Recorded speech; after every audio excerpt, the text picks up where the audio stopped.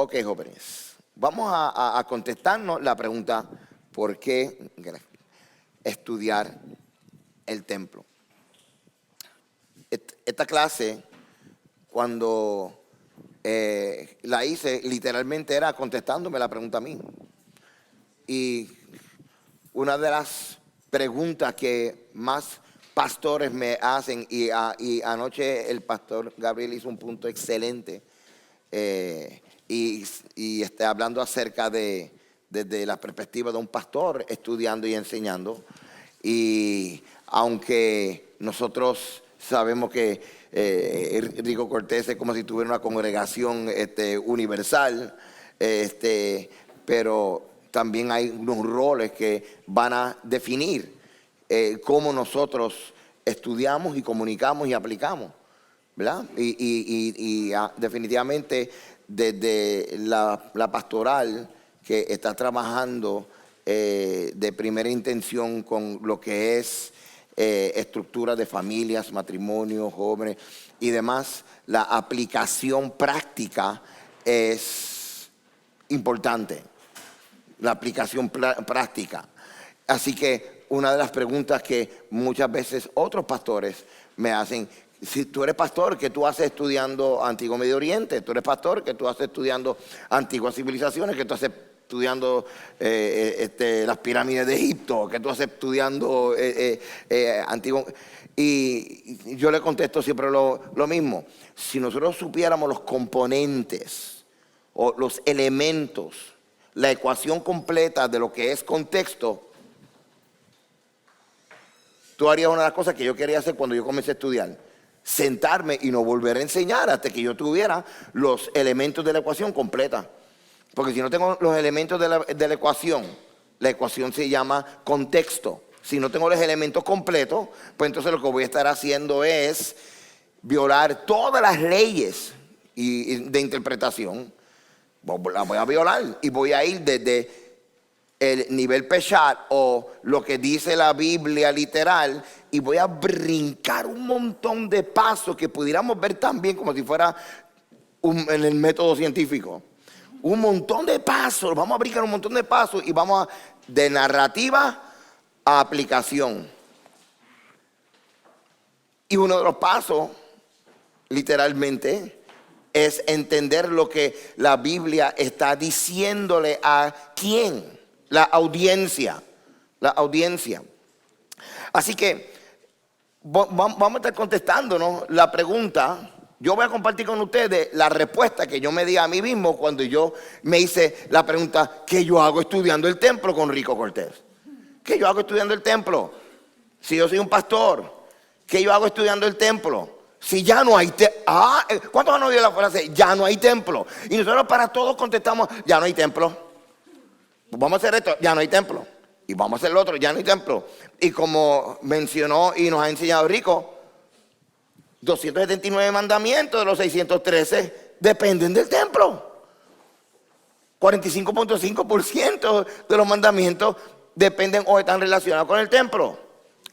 Una de las cosas que tenemos que entender es que decir que la ley ya no está vigente es un grave error. La ley está vigente. Toda la ley, toda la Torah está vigente. De que lo podamos aplicar en términos legales hoy en día es otra cosa. Hay leyes que dependen de una corte. No hay una corte. La constitución de la Torah no está en función en el Estado de Israel. Así que hay un montón de cosas que dependen de otras cosas. ¿Okay? ¿Por qué? Porque esto no es un tratado filosófico, aunque nosotros llegamos con una mente filosófica. Imagínate que tú contrataras un abogado para que te defienda delante de los jueces y delante de todo un tribunal, y el abogado está interpretando las leyes de tu país en un contexto filosófico y no legal. ¿Ese abogado te podría defender bien? ¿Cómo te va a defender un abogado que interpreta filosóficamente la ley cuando hay un jurado, hay un fiscal y hay un juez que todos están interpretando la ley en el contexto, perdona la redundancia, en el contexto legal, y la aplicación respetando la soberanía de la Constitución? lamentablemente, nosotros no estudiamos así. Nosotros estudiamos y cuando vamos a enseñar, bueno, anoche leí tal cosa y yo como que sentí esto. ¿Tú te imaginas que tu abogado se levante delante del juez y de los fiscales? Bueno, yo sentí, ahí tú dices, me sabes, yo siento que estoy en la cárcel. Porque eso es lo que va a ocurrir. Así que, jóvenes, el contexto legal es lo que me abrió los ojos. El contexto legal es lo que me hizo a mí estudiar el templo, entender que el templo es uno de los elementos del contexto. ¿Alguna vez tú compraste un carro, un auto, color tal y tal marca, y de repente ahora tú lo ves por todos lados? ¿Ves? Pues tú estudias el templo y ahora tú ves el templo hasta cuando cierras la Biblia, hasta en el glosario tú ves el templo. ¿Ves? Es importante el contexto. Así que antes de toda aplicación, tú tienes que terminar toda tu responsabilidad con una interpretación bíblica, científica y contextual. Si tú no lo haces, la interpretación va a afectar la aplicación. Y tu interpretación va a ser la especulación si tú no estudias el templo. Así que cada vez que alguien te diga, yo interpreto las escrituras y yo necesito el templo, hay un gran por ciento de especulación en lo que tú estás diciendo. El contexto es lo que hace que la interpretación no sea algo amorfo flotando en el aire. Y la gente que viene a escucharnos, sea a través de las redes o en nuestras congregaciones, son personas que están creyendo lo que tú estás diciendo. Y por más que tú dices, yo no sigo a hombres, yo no creo en hombres, porque tú haces aquí. Una de las razones por las cuales usted está aquí es porque usted cree y sigue a Gabriel Paredes, a Rico Cortés y a mi persona. Es imposible nosotros desconectar el elemento de confiar en hombres de Dios. O sea que tenemos que manejar esto como que con los pies bastante en la tierra y así también la interpretación. Así que hoy vamos a contestar nuestra pregunta que usted hace aquí porque usted está estudiando el templo. Porque tú estás estudiando el templo. Yo estoy estudiando el templo porque yo quiero aprender mucho y convertirme en un teorístico, en un teólogo en el internet. Y yo estoy estudiando el templo porque yo quiero encajarle encima a la gente que no sabe. Pues mal, se supone que tú tengas una mentalidad de siervo. Y que tú quieres servir bien a tu amo, a Yeshua. ¿Ok? Porque no se te está pidiendo opinión, se te está pidiendo obediencia. ¿Cómo? ¿Por qué estudiar el templo? Hay una buena razón para esto. Vamos a comenzar. ¿Por qué estudiar el templo?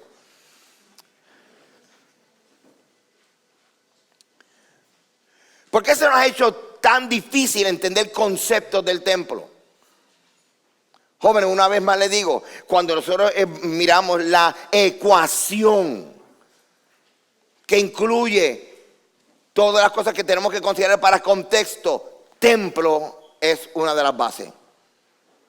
Yo diría la base porque tenemos templos desde que abrimos la Biblia hasta que lo cerramos. Pero porque a nosotros, la gran mayoría de nosotros venimos del cristianismo. Muchos de nosotros venimos del cristianismo. Así que nuestra mente, nuestra forma de pensar, el proceso de pensar A, que te lleva a B, que te lleva a C, que te lleva a D, no es tan lógico ni es tan hebreo.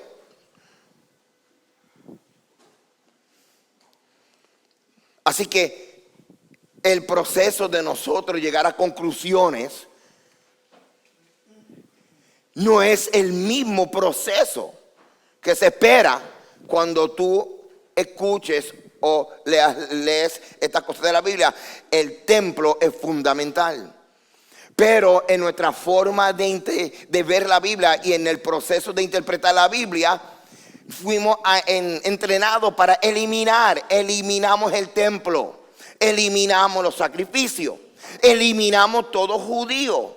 Así que sin darnos cuenta ha habido un entrenamiento no solamente antisemítico sino antijudío en nuestro cerebro, nuestras neuronas. Nosotros estamos entrenados para cada vez que veamos algo judío, lo sacamos. Entonces, está sacando un componente de la ecuación del contexto. Y eso lo hacemos automático. Y aunque estemos aquí diciendo Shema, lo seguimos haciendo. Porque eso está aquí en esta área, está acá adentro. Así que se nos ha hecho difícil entender conceptos como el templo. El templo, ya no hay templo. Como los corbanos, los sacrificios. No voy a hablar de los sacrificios. Oye, ya no hay sacrificio. Las fiestas son judías. Cuando el mismo Pablo dijo, ¿qué nosotros hacemos? Dice, esas son fiestas judías. Ok, ¿tú estás en Cristo? Sí, yo también estoy en Cristo. Estamos en el Mesías, claro, ok. ¿Sabes que ahora que estamos en Cristo, estamos en el Mesías, no hay judío?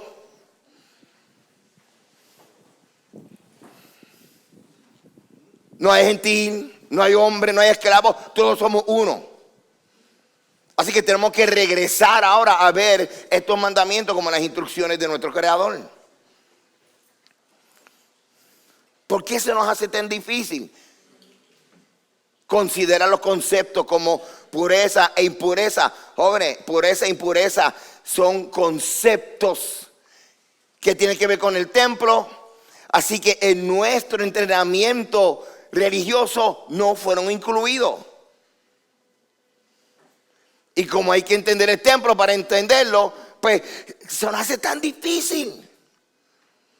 Sin embargo, eso es parte de la ecuación a la hora de nosotros interpretar. Así que tenemos que comenzar a evaluar lo que hemos estado haciendo. Estamos interpretando y brincando todas las leyes de interpretación. Simplemente cogemos el nivel pesar, la narrativa y de ahí a aplicación. Si tú no incluyes el templo, hay un gran % de especulación. Porque el templo entonces va a mantener las cosas en contexto. Es como si el ancla de un barco, si no a la deriva.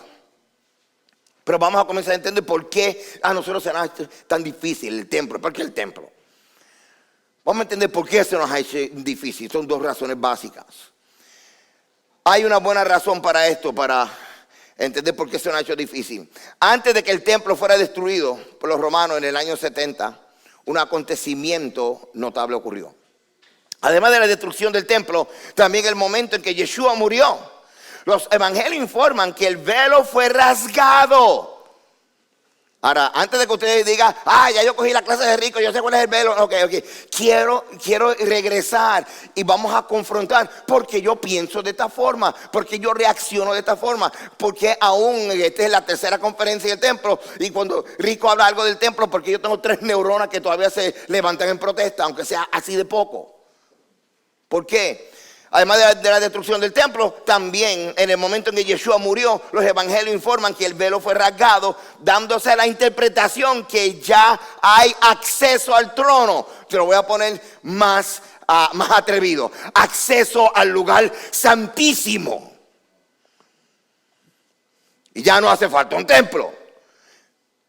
Y el fin de todo sistema de los sacrificios y el comienzo de una temporada llamada gracia, donde la Torah queda expuesta como plan B, que no tuvo función, un plan B que no funcionó en traer al hombre perdido de regreso al Padre.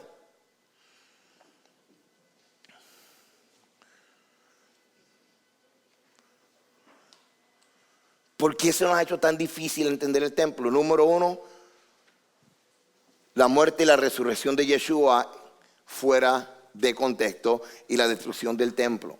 Estas son las 2 grandes razones o excusas por las cuales la gente no quiere estudiar el templo.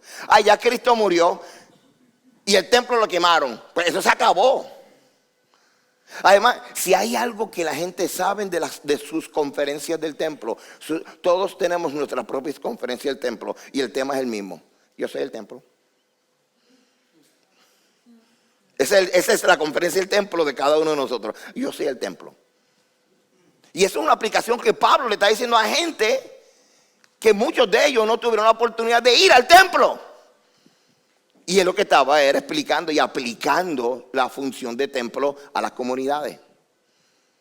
Ahora, esto es algo interesante que tenemos que considerar. Así que con la muerte de Yeshua, con la muerte de Cristo, se comenzó una nueva era. Ya no hay que estudiar el templo, ya no hace falta el templo. Además, para confirmar, la quemaron.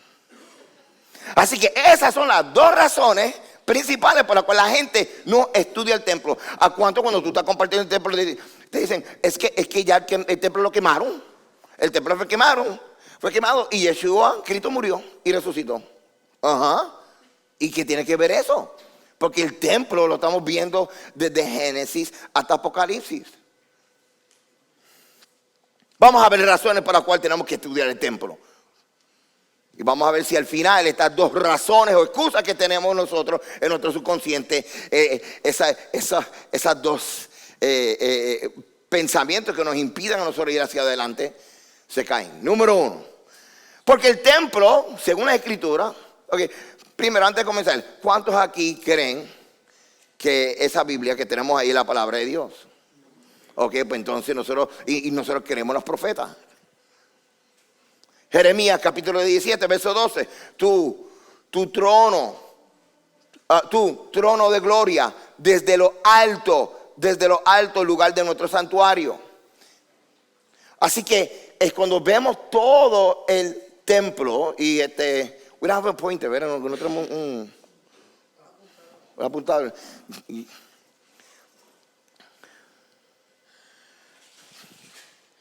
Así que cuando hablamos de santuario, es bien importante nosotros entender el contexto y... Gracias, Rico. Excelente, gracias. Ok. Normalmente el santuario, hermano, es esto. Santuario es esto. Estos son edificios y este es el santuario. Ahora, muchas veces también tú te puedes referir, este es el santuario, porque toda esta área está protegida por el decreto que establece que esta es una área santa. Pero el santuario es esto, hermano. De hecho, esta puerta de Nicanor literalmente era lo que era la entrada al tabernáculo. Ahora, se está estableciendo aquí el profeta Jeremías, este es tu trono. Él está diciendo, el santuario es el trono. Aunque nosotros después seguimos estudiando y vemos que específicamente, como enseñó maestralmente anoche Pastor Gabriel, el arca del pacto, y como las alas, además de que se extendían en una función de protección como los querubines hacían, también las alas formaban un trono, un asiento, ¿ok? Pero en forma general y en la aplicación específica en cuanto a este mueble llamado el arca del convenio, que es un asiento, un trono, Jeremías está diciendo, este es el santuario es el trono. Así que cuando nosotros miramos esto, gente podría decir, este es el templo. Nosotros, el trono de nuestro rey. Ezequiel 43:5. Voy a ir rápido, no voy a estar, no es un estudio acerca de estos textos, sino las partes del texto que se refieren al templo como trono. Esto es lo que quiero que tú veas. Ezequiel 43:5, y me alzó el espíritu y me llevó al atrio interior, y he aquí que la gloria de Yahweh llenó la casa. Y oí que me hablaba desde la casa, y un varón estaba junto a mí.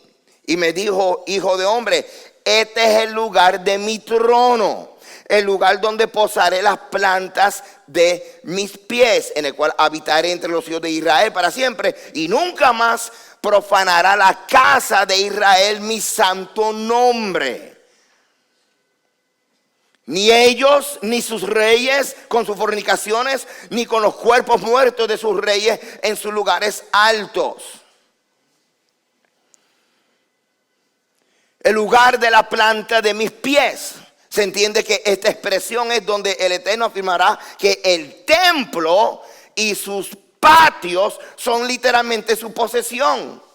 Así que el Eterno está diciendo, esto es mío y todo esto es mío. Todas las cortes son mías. Y así que le está estableciendo no solamente que su posesión, está estableciendo entonces que se respete, que se honre. Porque el templo es el lugar, además del trono, es el lugar donde está nuestra dirección en cuanto a hacia dónde orar, Ayer el pastor Gabriel también habló acerca de orar hacia qué lugar, hacia el este. Y decimos, pues oramos hacia el este porque en el este está el templo. Ok. Primera Crónica 7:11. Terminó pues Salomón la casa de Yahweh y la casa del rey, y todo lo que Salomón se propuso hacer en la casa de Yahweh y en su casa fue prosperado. Y apareció Yahweh a Salomón de noche y le dijo: yo he oído tu oración y he elegido para mí este lugar para casa de sacrificio. Si yo cerrara los cielos para que no haya lluvia, y si mandase a la langosta que consuma la tierra, o enviase pestilencia a mi pueblo. Él está diciendo: este es el lugar donde tú vas a orar, este es el lugar de mi nombre, de mi autoridad, de mi honor. Tú vas a orar y nosotros vamos a orar hacia esta dirección. Ahora, algo bien interesante que tenemos que considerar. Se lo voy a decir ahora, después que leamos esto. Daniel 6:10 es el lugar, el templo es el lugar donde está la dirección, según las instrucciones, de hacia donde orar, hacia el este, donde está el templo. Daniel 6:10. Y en su habitación superior, con las ventanas abiertas hacia, ¿dónde? Jerusalén. ¿Por qué? Porque allí estaba el templo. Se arrodilló 3 veces ese día y oró y dio gracias ante su Dios, como era su costumbre desde los primeros días. Génesis 2:8. Y Yahweh Dios plantó un huerto en Edén al oriente, o sea, al este, y puso allí al hombre que había formado. Primera de Reyes, capítulo 8, verso 28. Y con todo tú atenderás a la oración de tu siervo y a su plegaria, oh Yahweh, Dios mío, oyendo el clamor y la oración que tu siervo hace hoy delante de ti. Que estén tus ojos abiertos de noche y de día sobre esta casa. Que estén tus ojos abiertos de noche y de día sobre esta casa, sobre este lugar del cual has dicho: mi nombre estará allí. Y que oigas la oración que tu siervo haga en este lugar. Ahora el Eterno le responde que sí, que sus ojos van a estar sobre tu lugar.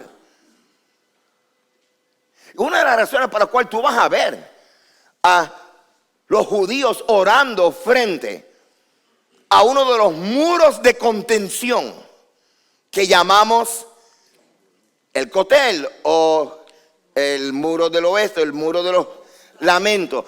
Una de las razones es: Alguien puede decir: ese no es el templo, ese no es el santuario, pero ellos te van a contestar esto: pero los ojos de Hashem están mirando ese lugar. No importa, aunque hayan quemado, aunque hayan puesto una bomba, lo que sea, los ojos del Eterno están sobre ese lugar. Y Él está escuchando. Y por eso es que ellos están orando allí. De hecho, hay una tradición, ya que el pastor Gabriel trajo a los rabinos, pues vamos a traerlo poquito a poco. Hay una tradición ortodoxa preciosa. ¿Cuántos han oído? Hay una porción en Cantares que dice: la voz de mi amado se oye ya. ¿Ok? Hay una tradición ortodoxa que ellos dicen que Mashiach está tan cerca que es como si él estuviera al otro lado del muro de los lamentos esperando.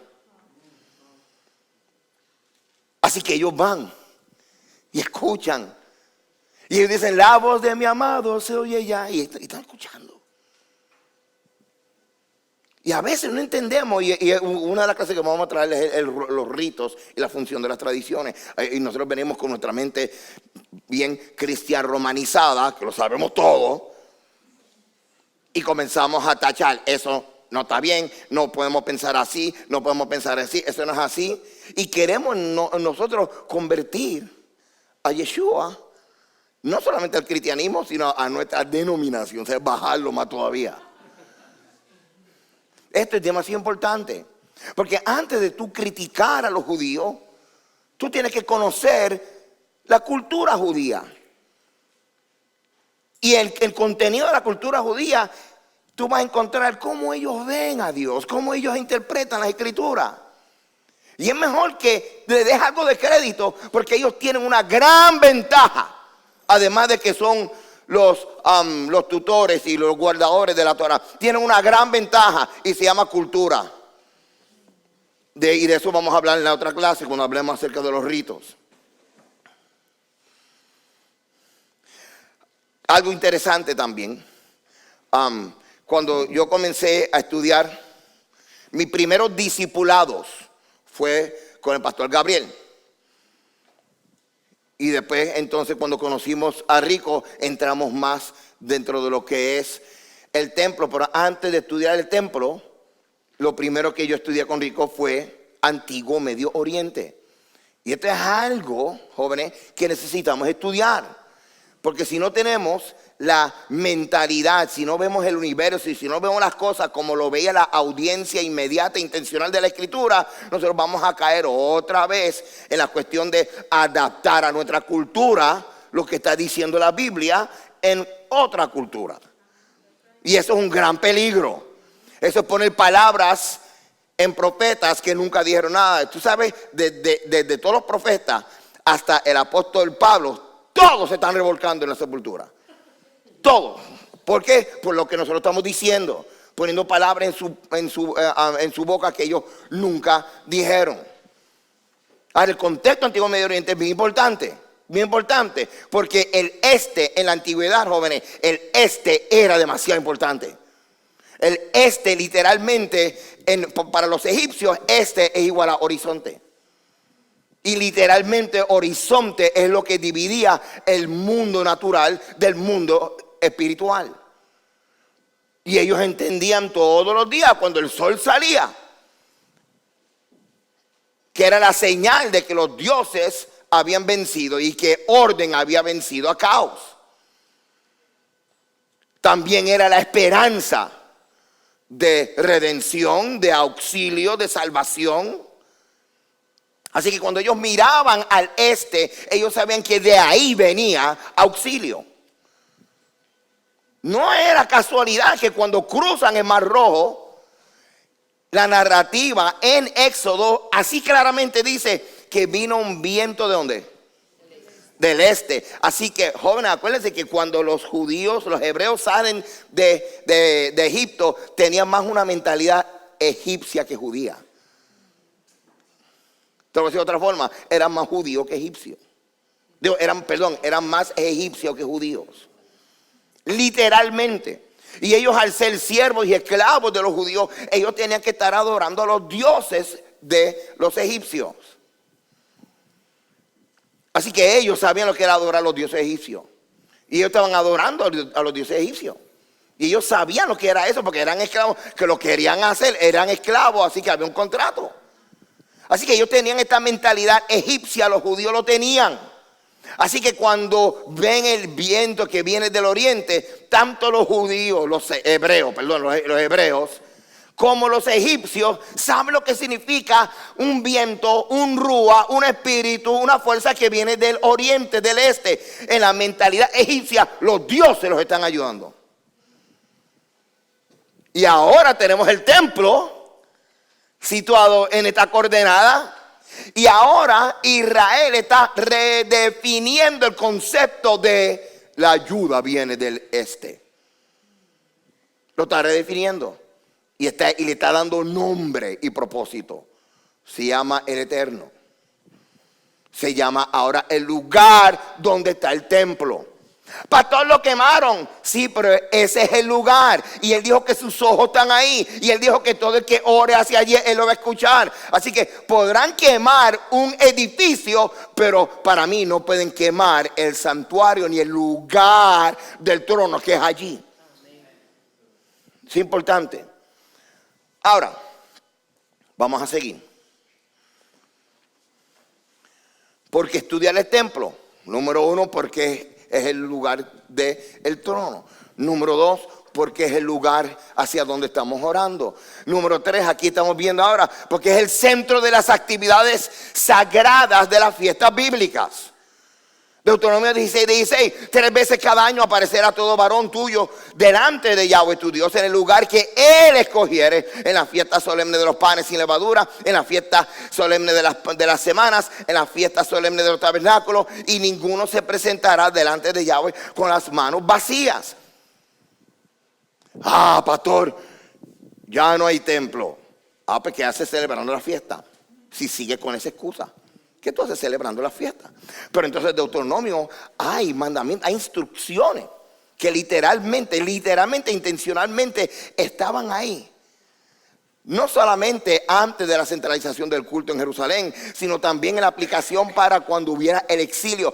Y son estas frases: pacto perpetuo y donde quiera que habitéis. Eso está ahí. Eso está ahí.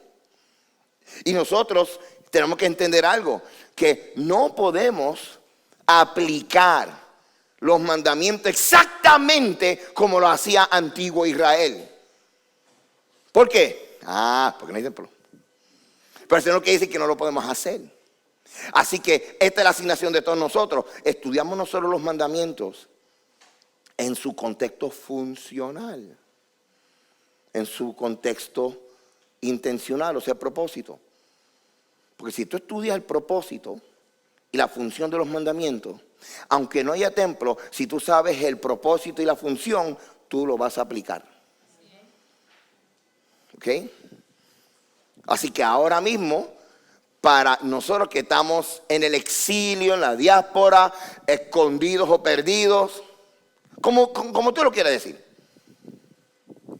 tenemos toda la responsabilidad de obedecer los mandamientos. Hombre, los mandamientos son los que nos permiten a nosotros identificarnos con Israel.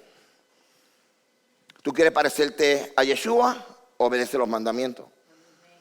Vean, la gente cree, y verdad, y con mucho respeto lo digo, pero sabemos que cuando comenzamos este caminar tenemos diferentes etapas y diferentes formas de nosotros identificarnos con aquello que encontramos. Así que pensamos que identificarnos con Yeshua es vestirnos de judío. Y cuando descubramos que los tzitzit y el talit y la ropa que usamos hoy no es exactamente como lo usaba Yeshua. Así que, ¿tú quieres identificarte con Yeshua? Obedece los mandamientos y te vas a parecer a Yeshua. Y más todavía, que tu rabino, para interpretar los mandamientos, y yo sé que es maravilloso, el rabino tal y el rabino tal. A veces la gente, me pregunta, ¿tú conoces el rabino tal? No. ¿Y tú estudias con el rabino tal? No. ¿Tú conoces Yeshua HaMashiach? Él estaba muerto y resucitó y él me enseña ahora. Él es mi rabino. Es el que me enseña a mí la aplicación. Y una de las cosas que él dijo para yo mirar el templo es la forma en que se refería al templo. La casa de mi padre.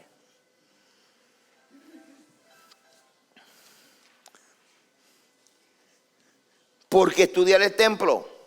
Porque es el trono. Porque es el lugar donde tenemos que orar. Porque es el lugar donde vamos a subir, a llevar la fiesta. Como no hay templo, ahora nosotros, cada uno de nosotros vamos a las comunidades, congregaciones donde se invoca el nombre del Eterno. Ahora, la otra razón por la cual estudiamos el templo es porque es la representación arquitectónica de la montaña cósmica que anuncia la soberanía y la presencia del rey. Y ahí estamos en el Antiguo Medio Oriente. Así que la topografía, las montañas, los valles, los mares, cuando alguien en el Antiguo Medio Oriente lo veía con otros ojos diferentes a nosotros. Nosotros cuando vemos un monte, ¡ay, qué bello ese monte! ¡Ay, la creación de Dios! Mira el verdor. ¡Ay, qué bello!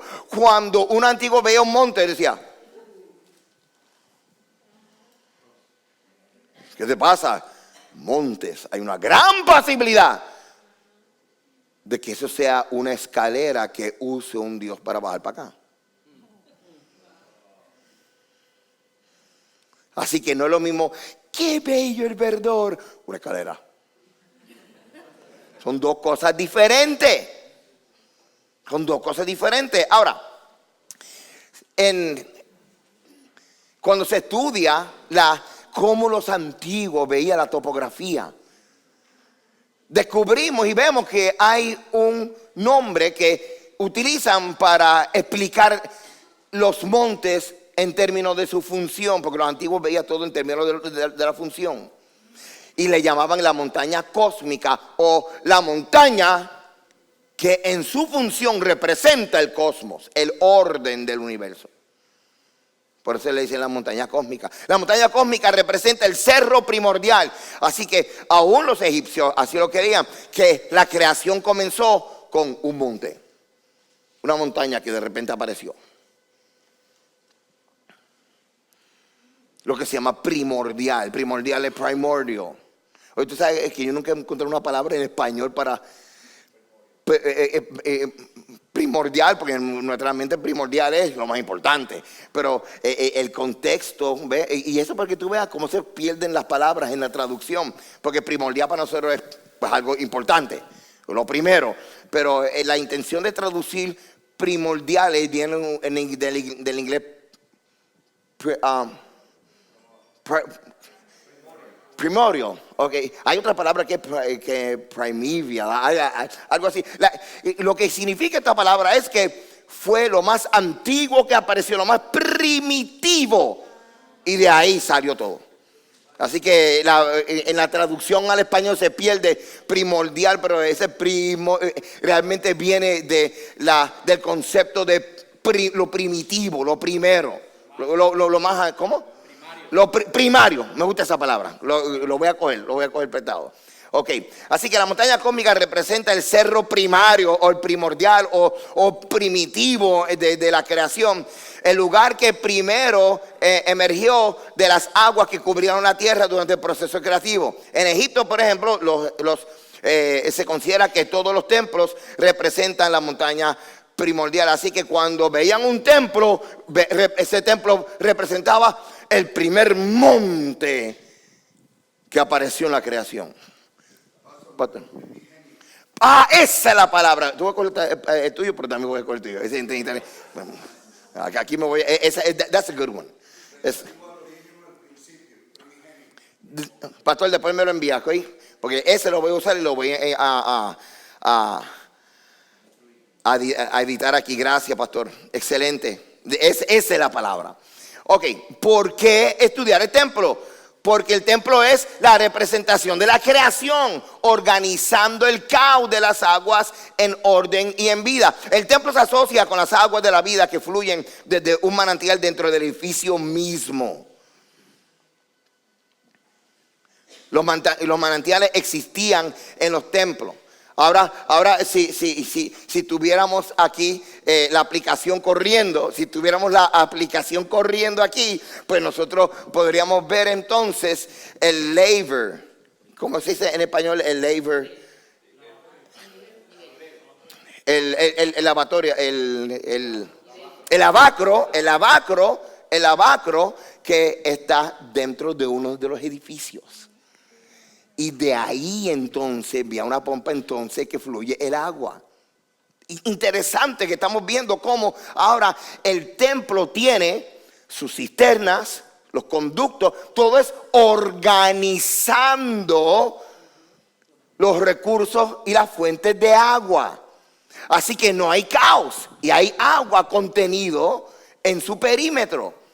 Ese orden es lo que representa el templo, trayendo orden al caos. Sumamente interesante. Ok, y eso es lo que representa el templo. ¿Por qué estudiar el templo? Porque el templo representa el encuentro entre la deidad y lo humano, entre el cielo y la tierra. Déjame ir para atrás otra vez.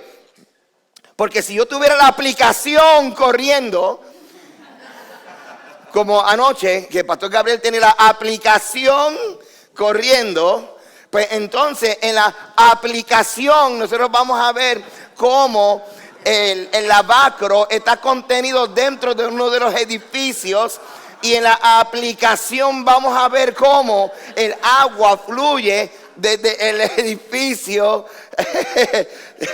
Gracias. Ok.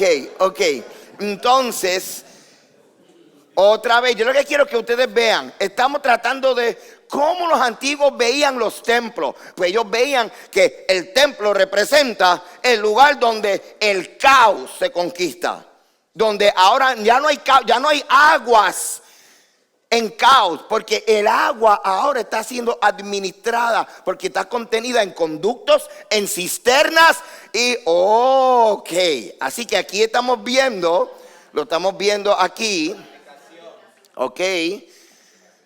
En la aplicación estamos viendo, las aguas no están todas regadas y no, están contenidas, están administradas. Y así que el lavacro representa la autoridad, la soberanía del rey, trayendo las aguas de caos, ¿a qué?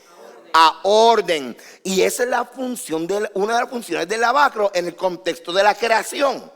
Después lo vamos a ver en el contexto litúrgico. Pero es bien interesante porque solamente veamos, mira, el lavacro. Sí, pero ¿cómo los antiguos veían la función del lavacro? El lavacro entonces representa el soberano trayendo orden al caos de las aguas. Y por eso hay cisterna y hay conductos, porque estamos organizando las aguas. Y esa es la función del templo, representando orden y cómo el soberano conquista el caos. Muchas gracias al administrador de la aplicación. Ok, ahora, el lugar de encuentro. Esta es una de las frases que más los cristianos dicen. El lugar de encuentro, el lugar de encuentro, el lugar de encuentro. Pues ¿sabe qué? El templo representa el máximo lugar de encuentro. Jóvenes, por eso es que los judíos, y no lo entendemos, los judíos tienen una idolatría al templo. No, lo mío es mirando a Cristo, pon la mirada en Cristo. ¿Pero cómo Jairo hace eso? ¿Cómo tú miras a Cristo? No, lo mío es poner la mirada en el Señor. ¿Pero cómo tú lo haces? Enséñame. Porque, jóvenes, hay judíos que todavía hoy día se visten de negro. Y nosotros los criticamos, pero no entendemos que en esta cultura, una de las cosas más importantes de ellos es nunca olvidar el pasado. Ok, no es que ahora nosotros vamos a vestirnos de negro, pero oye, antes de criticar, por lo menos entiende la gente. A veces en el proceso de entenderle al que criticas, tú aprendes algo que tú necesitas. Entonces, ahora estamos viendo que cuando el templo se destruye, hay caos. Pues porque el templo representa el lugar donde el soberano conquista el caos. Además de eso, es el lugar de encuentro. Donde es el lugar en la tierra donde más cerca ellos pueden estar de Hashem, del Eterno. De hecho, el día más sagrado, los rabinos lo llamaban el día de estar cara a cara. Yom Kippur. Porque es un lugar de encuentro. Es el lugar donde el cielo y la tierra se unían. Es el lugar donde el hombre y Dios podían acercarse. Imagínate que de repente te digan, no los destruyeron, no los quemaron. Es como si desconectaran el cielo de la tierra. Es como si te cerraran la cara, la puerta, y ya tú no tienes acceso al Rey, a tu Creador. Por eso es que a partir de esto, para nosotros tiene que ser sumamente significativo y transformador el hecho de que tengamos a Yeshua. Eso es demasiado importante, pero no lo vas a ver tan importante sino antes de ver la función del templo en la cultura de los judíos. Una cosa, conocer este contexto, resalta lo otro. Levanta al Mesías Yeshua. Ahora, por eso es que tú vas a ver entonces que en cada Shabbat los judíos reconstruyen el templo. ¿Dónde? En la mesa de su casa. Así que cada 7 días los judíos reconstruyen el templo en los elementos de Shabbat. Para ellos es un lugar de encuentro. Así que otra razón para estudiar el templo, porque es el lugar de encuentro. Ahora regresamos a Yeshua. La forma en que Yeshua se refería al templo. Nosotros, pues el templo, ya no hay templo, lo quemaron. Yeshua le decía, la casa de mi padre. La casa de mi padre. Juan 2:13 al 16.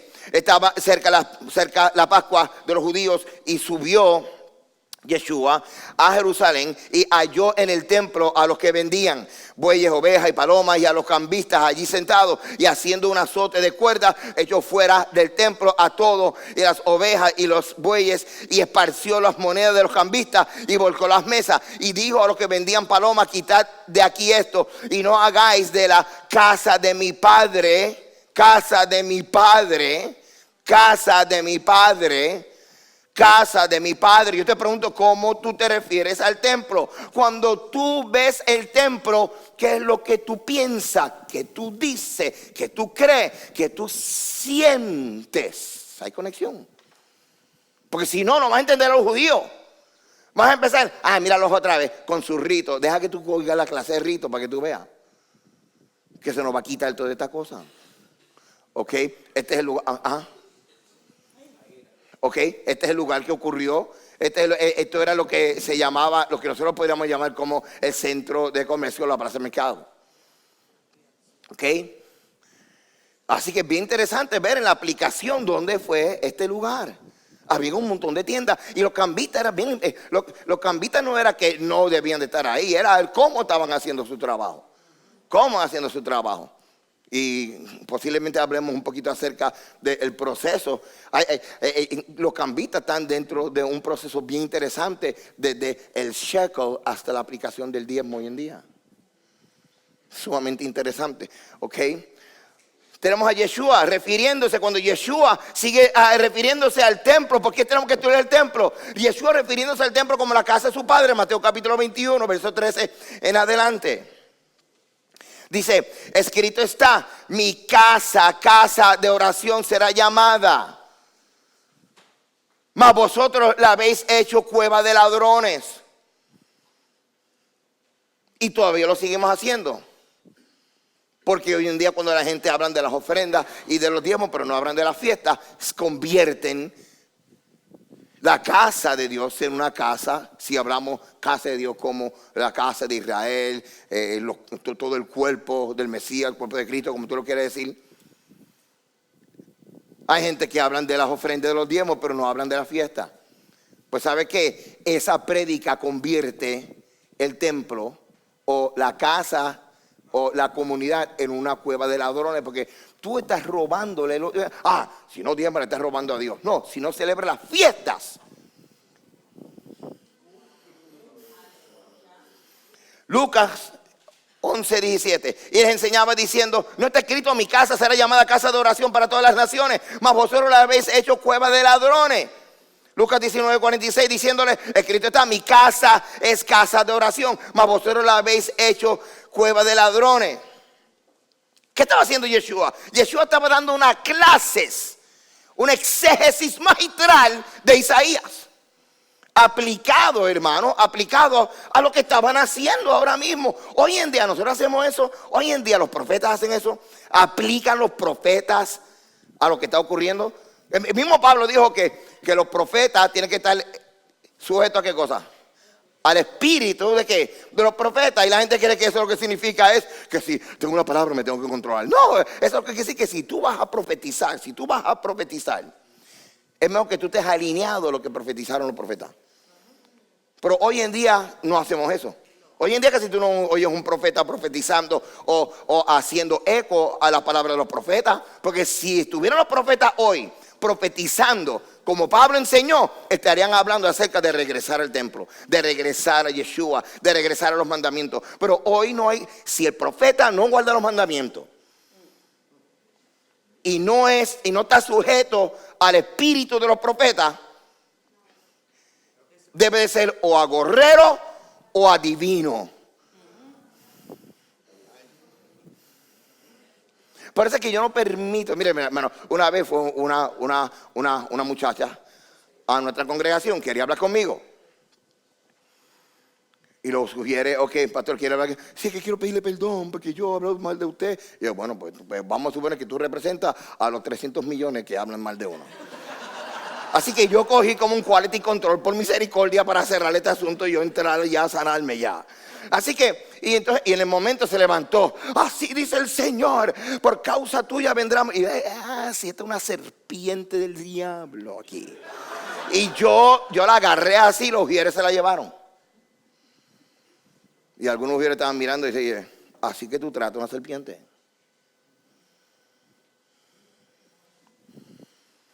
Hermano, un profeta no está para adivinarte el seguro social. Eso está en contra de las leyes federales. Isaías 56:7.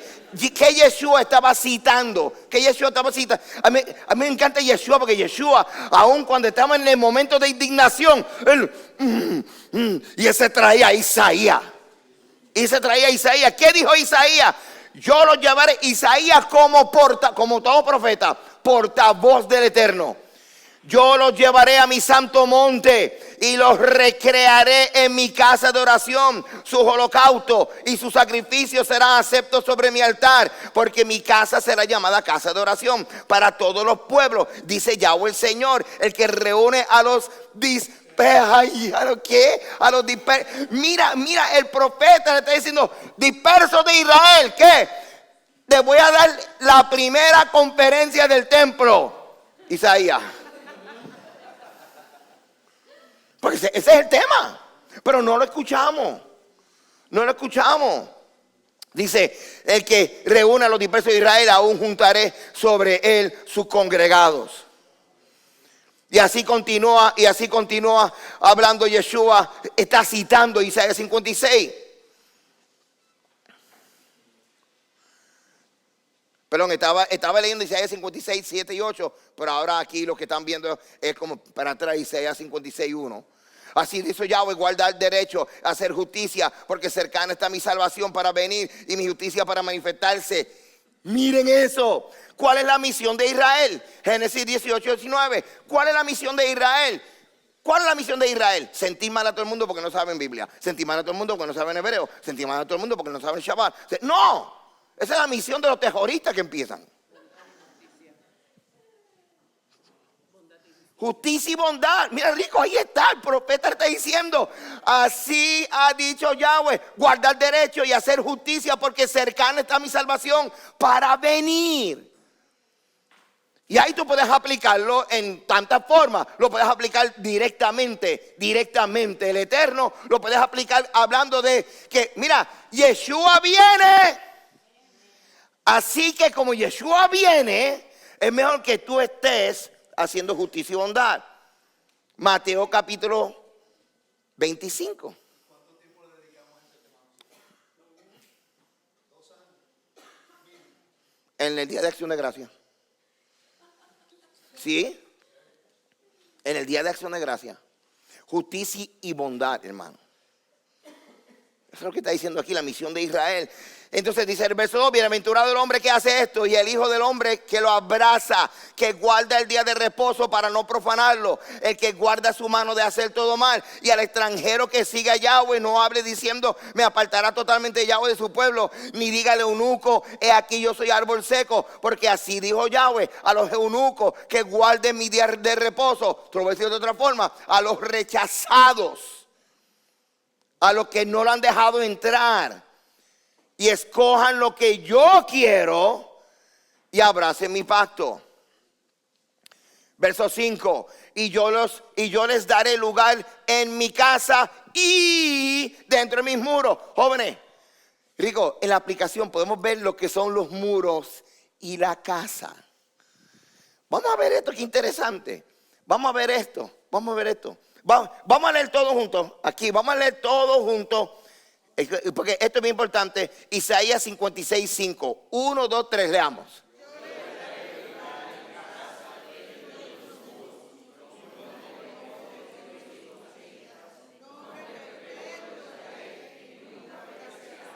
Ok.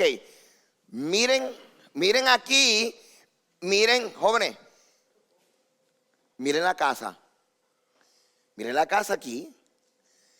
Estos son uno de los muros. Están los muros, este es el más importante porque este es el que establece el perímetro de santidad. Ahora, mira qué interesante. Muro también está alrededor de toda la ciudad. Sí, se lo puedes expandir. Ok, can we see, que podemos ver desde como que the women's court, the different courts. porque vamos a ver la casa y los muros. ¿Ok? Ok, mira, jóvenes, miren esto. ¿Saben que los gentiles podían estar aquí? Los gentiles podían estar aquí. Luego del Sorek, entonces los judíos o la casa de Israel y así sucesivamente. Si usted entiende que usted tiene un lugar aquí, usted puede entender Isaías. Porque está hablando de dos cosas, de la casa y un lugar dentro de los. Alguien dijo aleluya. ¿Ven? Porque es importante entonces el templo en el contexto. Cuando yo oigo Isaías, yo puedo verme a mí dentro del recinto de los muros. Y aún, nosotros siendo la casa de Israel, pasando aún en el Sorek, donde nosotros podemos entrar en lo que se llama el atrio de las mujeres. ¿Ok? Así que mira Isaías 56 cumpliéndose aquí ahora mismo. Que tú tienes un lugar ahí. Ay, pastor, pero yo no soy sacerdote, yo no soy levita. No importa, tú tienes un lugar dentro de sus muros. Y los muros, la función de muros, número 1, establecer el perímetro. Número 2, protección. Número 3, establecer diferencia. Aún el templo para los judíos hacía la función de un muro. Por eso es que cuando destruyeron el templo, en la mente judía, destruyeron el muro que los protegía. Así que cuando nosotros vamos a comenzar a ver el templo en su contexto, o lo vamos a seguir minimizando algo que Yeshua decía, la casa de mi padre. Vamos a seguir minimizando algo que los judíos lo veían como un muro, como el lugar que unía el cielo y la tierra. Ok. Voy a seguir. Voy a correr aquí porque el tiempo. ¿Cuánto tiempo me queda? Ok, 25. Ok.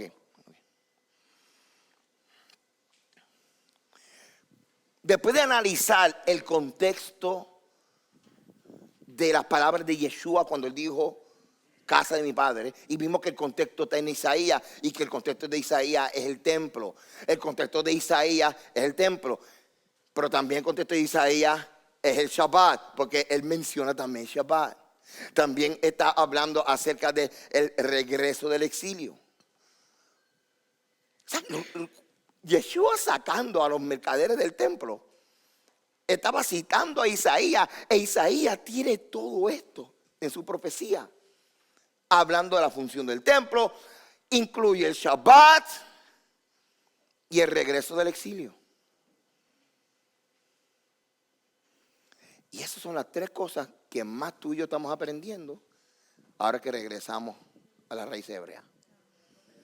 Y no dejamos de seguir aprendiendo del templo, del Shabbat y nuestro regreso al exilio. El templo, el Shabbat y el regreso al exilio. El templo, el Shabbat y el regreso al exilio. Así que Yeshua estaba sacando fuera de función a los mercaderes del templo, a los que estaban robando el mensaje del templo, robando el mensaje del Shabbat, robando el mensaje del exilio, del regreso.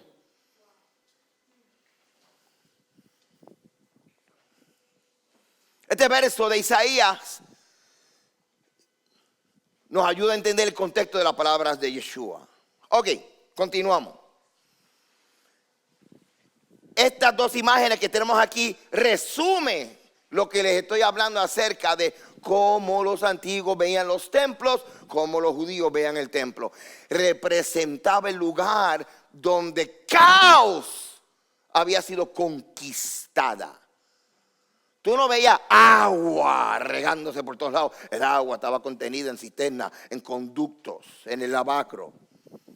Y ahora que el agua no está en caos y estaba contenida en cisternas, en conductos y en el lavacro, ahora está en las manos del soberano, en las manos del eterno. Ahora te presenta agua fuera del caos y te lo están presentando ahora en una función diferente. Ahora agua representa la Torá. Agua ahora representa el elemento litúrgico que nosotros vamos a usar a la hora de caminar de un lugar común y entrar en un lugar sagrado. Pero no lo podíamos usar así cuando está en caos.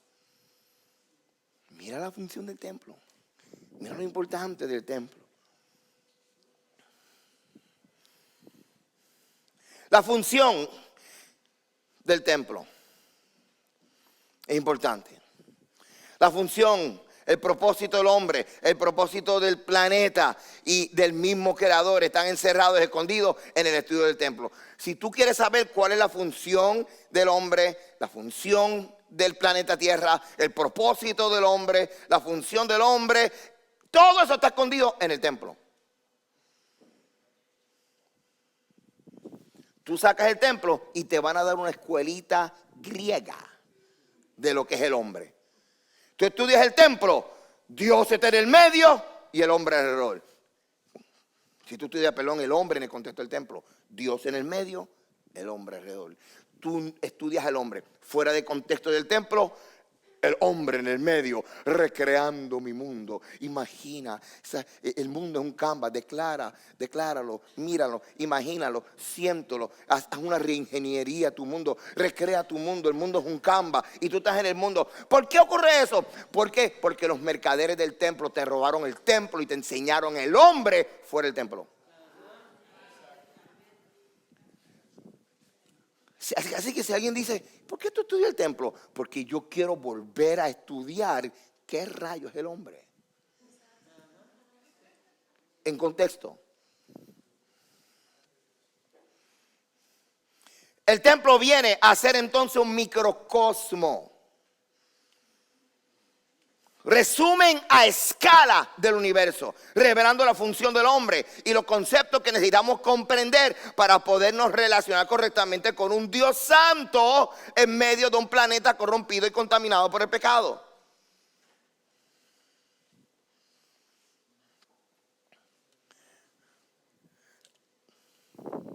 Así que cuando estudiamos el hombre en el contexto del templo, por fin entendemos el propósito del hombre.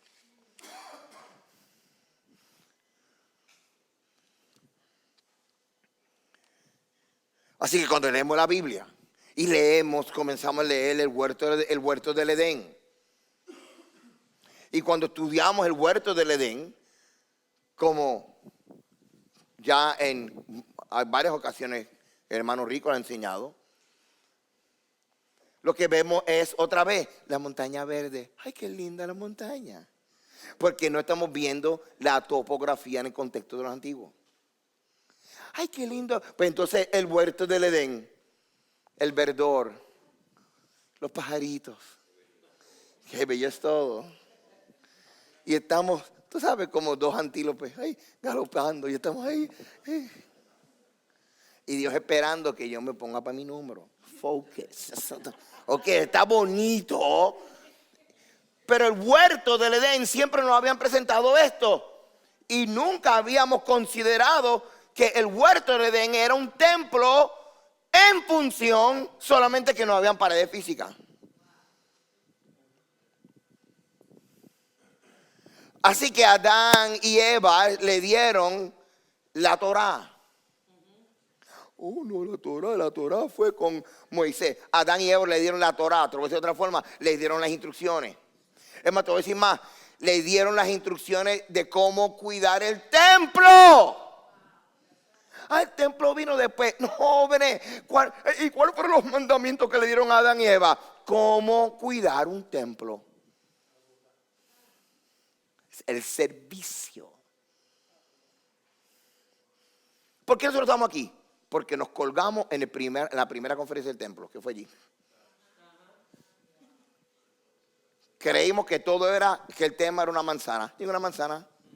El tema no era una manzana. El tema era, el hombre no sabe caminar en el recinto del templo. El hombre no sabe administrar el templo. El hombre no sabe relacionarse con el santo en el contexto del templo. Esto es lo que está pasando aquí. Así que nos enseñaron el verdor, los pajaritos, el verdor, las flores, No, lo que quería era que entendiéramos que era un templo.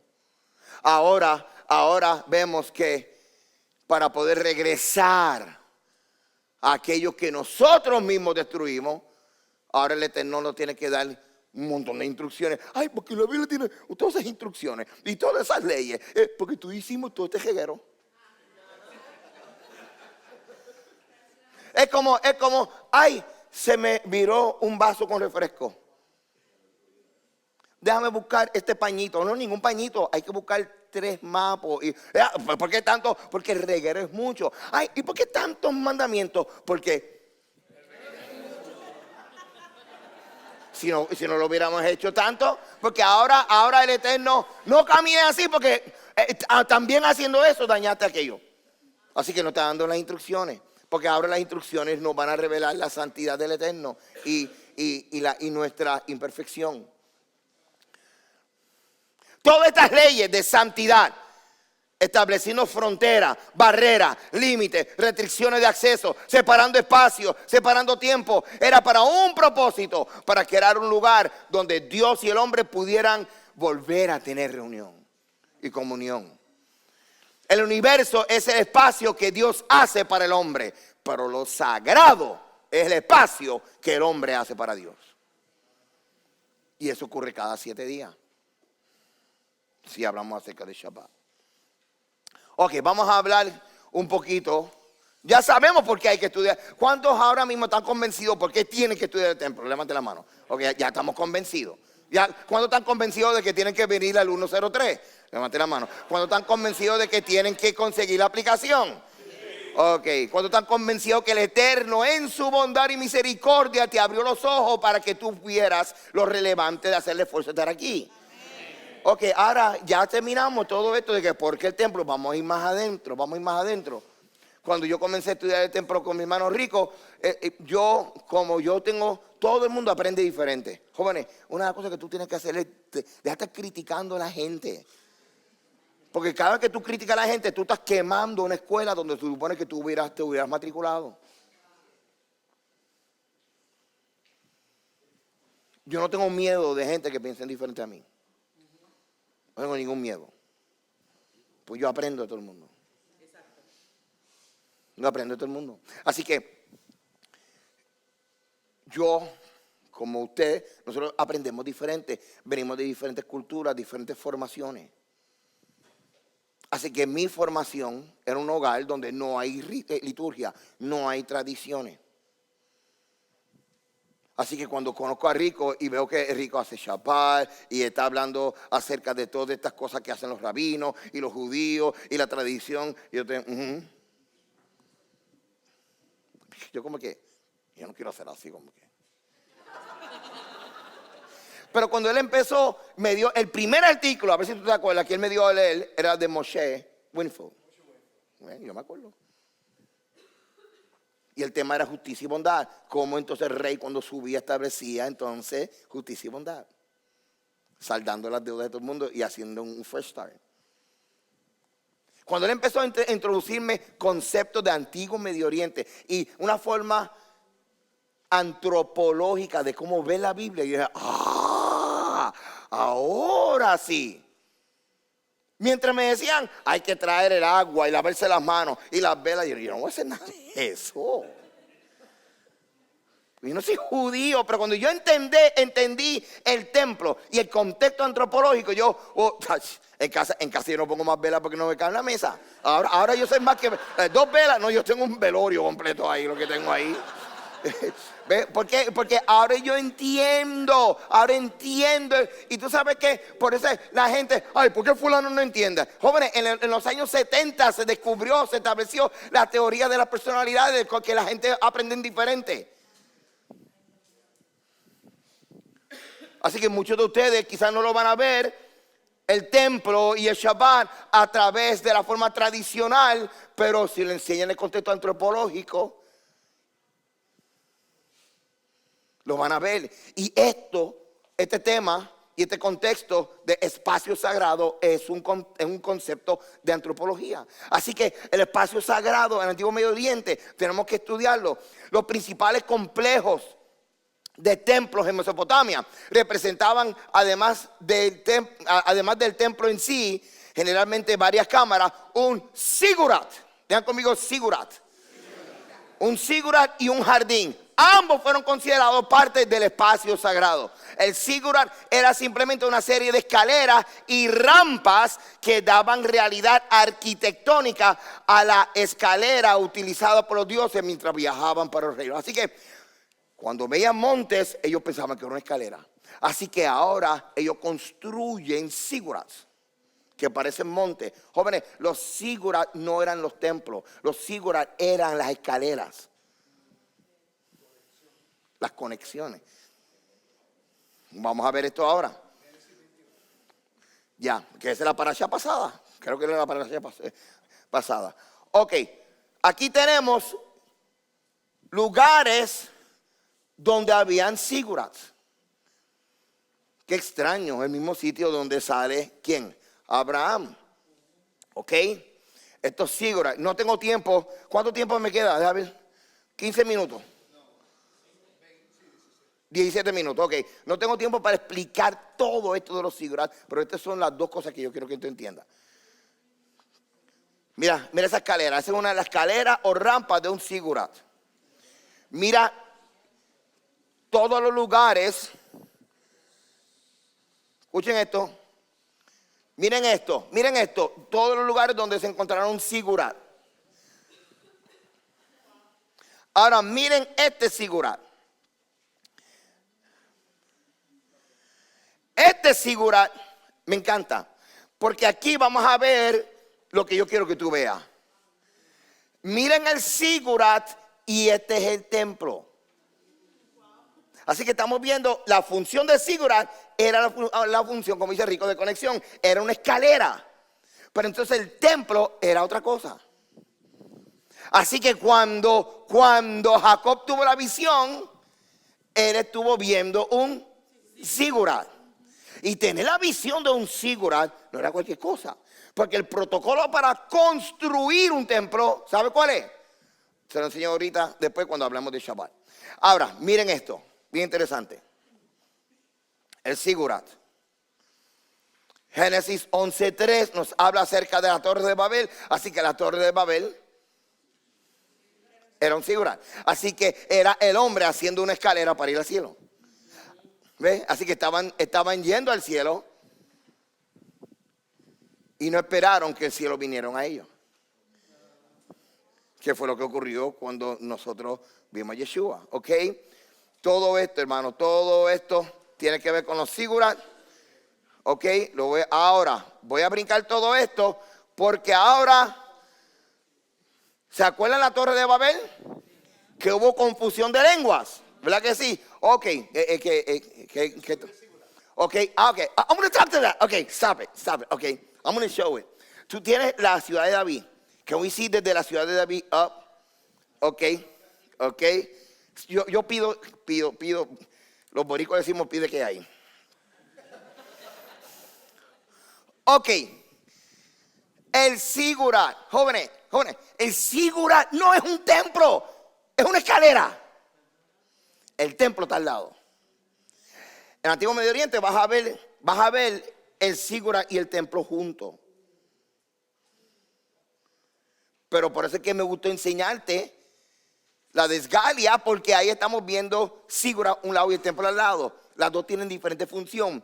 Una es la escalera y el otro es el lugar de la habitación. Miren esto. Por eso es que me encanta el Antiguo Medio Oriente, porque me hace inteligente.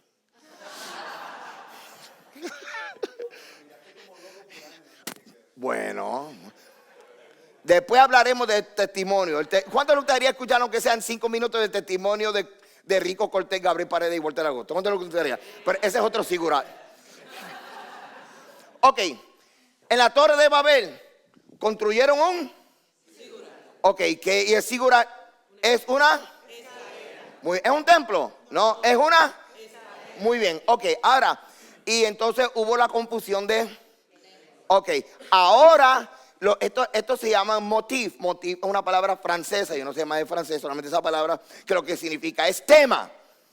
Ahora, en el material académico te dicen el motivo del templo. El motivo, lo que quiere decir es el tema que tú vas a ver, porque en la Biblia hay patrones. Tú has oído a alguien diciendo una cosa y dices, ay, me estás hablando de lo mismo que me hablaste los otros días. Ok, pero de una forma diferente, es el mismo tema, ¿verdad que sí? Así se presentan los motivos. Diferentes narrativas presentan el mismo tema. Mira qué interesante el motivo del templo. Lo estamos viendo en la Torre de Babel. Se hace el sigurat, confusión de lengua. Ahora vamos a ver el motivo del templo en Hechos capítulo 2. Porque en Hechos capítulo 2 vamos a ver el sigurat y el templo y la confusión de lengua. Porque ahora estamos viendo que el día Hechos capítulo 2 fue en esta área, Rico. Ok, ahora no lo vamos a ver ahí, pero ya ustedes han visto bastante. En esta área fue bajo más o menos el Hechos capítulo 2, lo que por eso es importante. Ok, ahora en Hechos capítulo 2 dice que cuando vino el día de Pentecostés y entonces fueron llenos del Espíritu Santo y comenzaron a hablar en otros idiomas. ¿Por qué? Porque la casa de Israel está regresando, pero la casa de Israel regresa, pero con una mente y un idioma diferente. Ahora el Eterno lo que quiere es restaurar la comunicación y Él comienza, el milagro es gente que no sabía unos idiomas hablándonos. La intención es restaurar comunicación. Restaurar la comunión. Todas estas cosas están ocurriendo en el templo. Ahora mira qué interesante. Así que en Génesis vemos, construyen la torre por su propia gana, sin ninguna instrucción del Eterno. Construyen la escalera y el Eterno los dispersa a través de la confusión de lenguas, de idiomas. Ahora, este templo no es hecho por capricho e instrucciones de hombre. Así que hay un propósito de restaurar la comunión con la restauración del templo. Pastor Liel Sigurat, si tú comienzas desde la ciudad de David. Ven, la gente dice, ay, la ciudad de David, allí era que estaba el templo. No, tú ni sabes de geografía, ni de topografía, ni de Antiguo Medio Oriente, porque la escalera es la escalera y el templo es el templo. El sigurat es el sigurat y el templo es el templo. O sea que tú me estás diciendo que Dios va a usar una escalera como templo. Porque cuando tú estudias la ciudad de David, en relación al templo, la ciudad de David está en el sur. Y si tú estás en el peregrinaje tradicional de la ciudad de David, subiendo al templo, tú estás subiendo una escalera. Así que la ciudad de David, enséñalo, subiendo por la ciudad de David.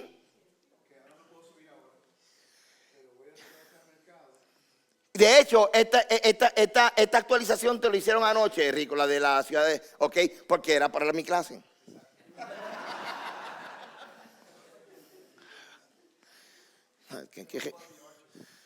Ok.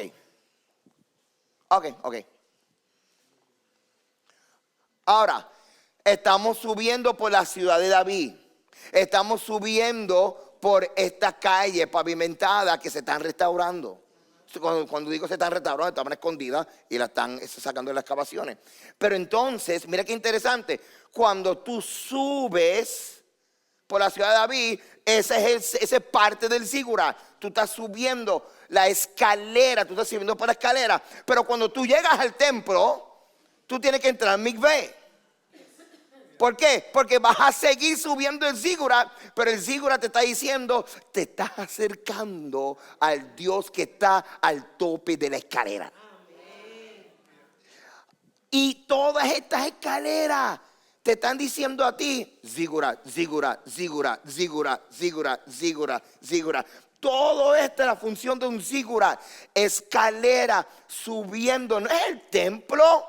La ciudad de David no es el templo, es una escalera, es parte de la escalera.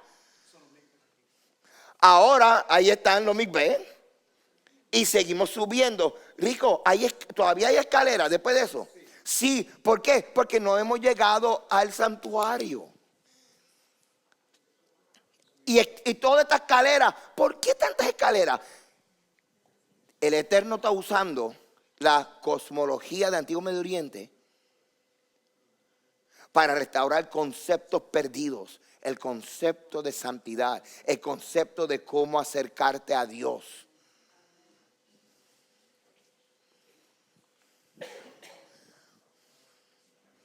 Por eso es importante. Miren, el app te está diciendo, está subiendo por el zigurat. Todo esto, mira, hay más escaleras, Rico. Todavía es el zigurat.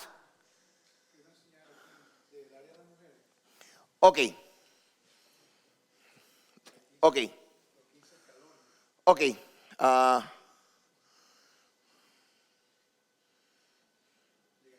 Más escaleras. Los 15 escalones, que ahí se cantan los salmos de ascensión, y también el ceder ortodoxo está en esas partituras, representando cada uno de los escalones. Ahora, pero cuando entramos a través de la puerta de Nicanor, Rico, ¿hay escaleras todavía? Hay más escaleras. ¿Por qué? Porque todavía no hemos llegado al lugar de la habitación donde Él está sentado. Las escaleras te están diciendo hacia dónde. Ahora, usted dirá, pastor, pero están esas escaleras, pero no todos podemos subir por las escaleras, pero todos podemos entender lo que Dios está comunicando. Y por eso es que en el día de Yom Kippur, el único hombre que puede entrar y subir las escaleras hasta arriba y encontrarse cara a cara con el Eterno, la función del sumo sacerdote es el de representar a todo Israel. Así que si usted va a Israel y sube la escalera y las baja y las sube y las baja, tú eres un malach, tú eres un ángel. Lo que pasa es que tú eras un ángel que no sabías tu propósito, pero ahora tú has restaurado tu propósito, ahora tú eres un enviado del Eterno. Y cuando tú vayas a Israel es como si tú estuvieras subiendo las escaleras. Tú no eres Dios, pero tú estás subiendo las escaleras. Tú eres uno de los ángeles. Y después en la clase de Rico, de la liturgia, tú vas a entender que la liturgia es como subir por el zigurat.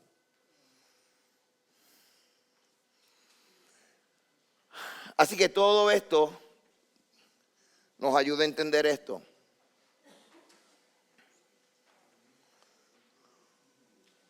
No sé, eso se ve bien. Esto se ve bien. Esta foto. Ok, para acá. Ok, todo el mundo vira el cuello. ¿Puedo caminar para acá? Ok. Miren aquí estas dos fotos. La de arriba. La ciudad de David está en el sur. Aún la topografía es como si fuera una ¿qué? Una escalera. Así que la topografía desde la ciudad de David hasta el templo es un zigurat. Ahí está la escalera. La escalera es el templo. No. Así que la ciudad de David no es el templo. Gracias. La escalera termina con la casa de Dios. Dios en el tope de la escalera. Lo que también en el judaísmo del primer siglo se le llamaba Shamaín, el cielo. Así que al tope de la escalera estaba el cielo. Ahora vamos a verlo bien modelo Antiguo Medio Oriente. La foto de abajo. La foto de abajo es la montaña, esa meseta, ese es el zigurat. Ese no es el templo. Lo que está arriba es el templo. Así que estamos viendo la función de una escalera y la función del templo. El aposento alto, donde ocurrió el día de Pentecostés. Así que ya yo terminé, colorín colorado, este cuento. No voy a dar más información porque no tenemos más tiempo, pero quiero que cumplí el propósito de que, porque estudiar el templo. Señor les bendiga y les guarde. Muy importante, porque esto fue lo que me ayudó a mí a entender más la función del templo. La conexión entre Génesis 28 en la escalera hacia de Jacob, comparado a la de Babel. Y otro dijo algo que es muy importante. Él dijo, cuando el día de Pentecostés en el aposento alto, en el verdadera montaña santa, era para restaurar el nombre del Eterno. Porque en Babel no era malo construir una sígula, porque eso es lo que ellos entendían. El propósito del por qué lo construyeron, para hacerse de ellos un gran nombre, versus todo Israel hacer que el nombre de Adonai sea grande subiendo al templo. Esa es la diferencia. Si usted viene a esto para usted hacerse de gran nombre, entonces estamos regresando a Babilonia.